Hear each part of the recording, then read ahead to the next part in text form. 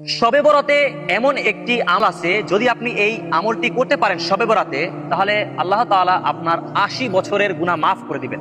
যদি আপনার বয়স ৮০ বছরের কম হয়, তার আগে যদি আপনি মারা যান, তাহলে সেই বছরের গুনাহ আল্লাহ পাক মাফ করে দিবে।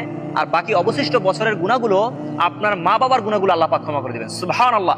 এত গুরুত্বপূর্ণ একটি মজবুত আমল অবশ্যই আপনি নিজে করবেন, আর অবশ্যই আপনি অপরকে জানিয়ে দিবেন। কোনো ব্যক্তি যদি এই শবে বরাতে মাগরিবের নামাজে ২০ থেকে ২৫ মিনিট আগে জায়নামাজে বসে তাসবিহ হাতে নিয়ে ১০০ বার দুরুদে ইব্রাহিম অথবা দুরুদ শরীফ, ছোট দুরুদ শরীফ পাঠ করে ১০০ বার, এবং তারপরে যদি ৪০ বার লা হাওলা ওয়ালা কুওয়াতা ইল্লা বিল্লাহিল আলিয়্যিল আযীম পাঠ করে এবং আল্লাহ তাআলার কাছে তার গুনাহের কথা স্মরণ করে আল্লাহ তাআলার কাছে দোয়া করে, আল্লাহ সুবহানাহু ওয়া তাআলা তার গুনাহ মাফ করে দিবেন এবং তার পিতামাতার গুনাহ মাফ করে দিবেন। সুবহানাল্লাহ। অবশ্যই দাওয়াতের নিয়তে ভিডিওটি সওয়াবের আশায় শেয়ার করে দিবেন।